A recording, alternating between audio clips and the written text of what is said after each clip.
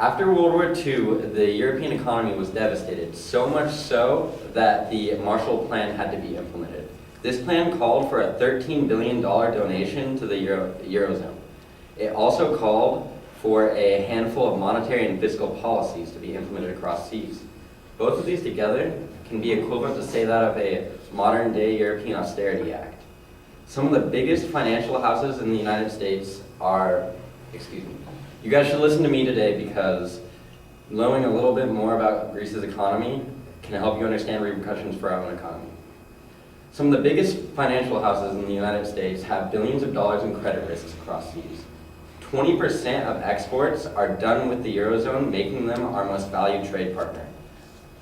The Euro market is the biggest market for US companies and foreign investment, putting all of their investments at risk. Peter Orszag, the previous budget director in the White House, said in 2011 that it is implausible that the European economy implodes and we are not affected by it. Today I will teach you about the European bailout of Greece. I will teach you three things. I will teach you about how Greece got wrapped up into a so-called European straitjacket. I will inform you about the current humanitarian and political state of Greece, and I will enlighten you upon what the new political party in Greece, Syriza, imposes to do upon the Troika. I'll now inform you upon how Greece got wrapped into a so-called European straitjacket. In 1992, the European Monetary Union, EMU, or countries that use the euro, implemented the Maastricht Treaty. This treaty was to help countries, peripheral countries, or countries that are doing poorly in the economy.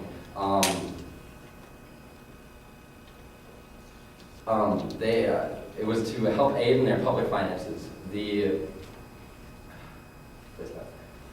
The treaty called for a country not to exceed 3% of their yearly GDP, the debt not to exceed 3%. As you can see, Greece exceeded 3% of their yearly GDP consistently over the years. In 2009, they reached a staggering 15% of GDP. Next slide. Desmond Lockman, a PhD in economics from Cambridge University and previous deputy director on the International Monetary Fund, said that it was a generally too easy monetary and fiscal policy that led inflation and wage rates to be substantially higher than that of other countries in the European Union. As a result, Greece experienced a loss in 20 percentage points in their international cost competitiveness. This, along with a poor performance in public sector savings, manifested itself into an external gaping account deficit. Excuse me. At the 2011 European Summit, a meeting between governing bodies throughout Europe, a fiscal pact was organized. In this fiscal pact, budget tightening of up to 2 to 3% a year was to be imposed upon countries, peripheral countries. This did not regard the fact that the countries could have been in a huge credit crunch or recession. This fiscal austerity act has sent countries into a downward spiral, and countries tried to escape this. They started pursuing coherent economic policies, at least to which they believed, and so-called tried to take off the straitjacket. Now that I've told you a little bit about how Greece got wrapped into a European straitjacket, I'd like to inform you upon the current humanitarian and political state of Greece.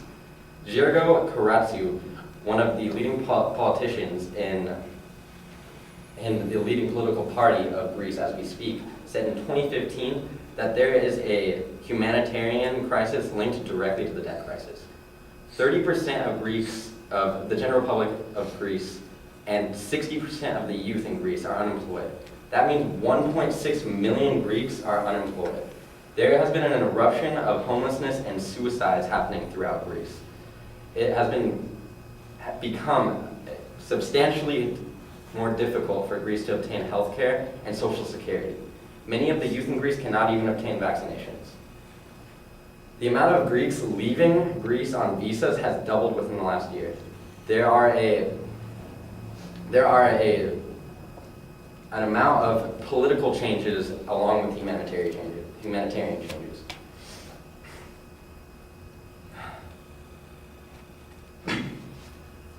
In the elections of May and June 2012, a radical left party, Syriza, had been elected into office.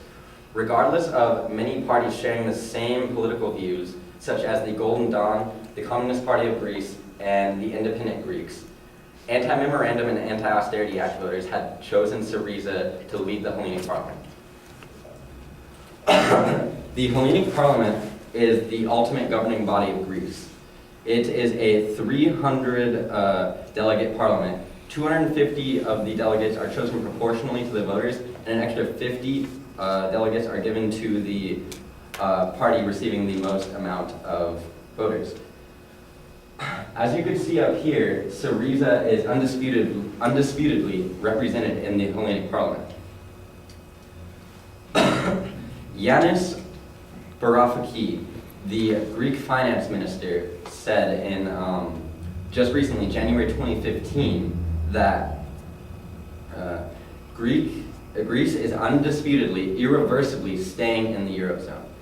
That means that Syriza's ideologies are compliant with forming an austerity act, and a Grexit is not in their future.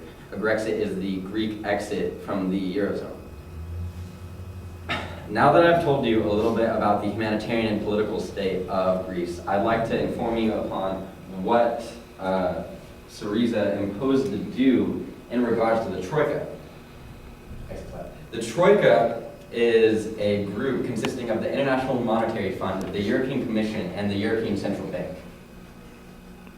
This group, along with Syriza, both have interests, not necessarily in common, making it difficult to compromise on a single austerity act. Since the first bailout of Greece in 2010, Greece has received 240 billion euros in loans. It has also received deep tax hikes, huge budget cuts on government salaries, and even bans on early retirement. Alexis Tsipras, the leader of Syriza, said in 2015 that told his citizens in 2015 that he will be negotiating austerity measures. These negotiations lasted about a month before Syriza had said that they will compromise with the Troika. The compromise remained conditional upon a list of first reforms from Greece. The Troika ordered that these reforms will not compromise upon any of the austerity measures that meet the fiscal target or inflict upon Greece's economic recovery and sustainability. Michael G. Agrau, PhD in economics and world-renowned European economist, said in 2015 that regardless of how negotiations go, Greece will undoubtedly have to show determination and commitment in implementing these possibly changed reforms. If they do so, the confidence in EMU participation of Greece will be restored, and the funds from the IMF and EU will be at Greece's disposal. On the other hand, if they cannot convince their citizens that these reforms need to be implemented, the IMF and EU funds will not be at their disposal, and Greece will surely default on their current deficit of 320 billion euros. I told you about the European bailout of Greece today. I told you about three things. I told you about how Greece got wrapped up into a so-called European straitjacket. I informed you upon the current humanitarian and political state of Greece. And I enlightened you upon what Syriza, the new political party in Greece, imposed to do in regards to the Troika. It is sad to say that Greece's economy is equivalent to that of after World War II. But the Marshall Plan was effective in recovering Greece's economy once, so who is to say that a plan cannot be implemented today to get Greece out of this crisis now?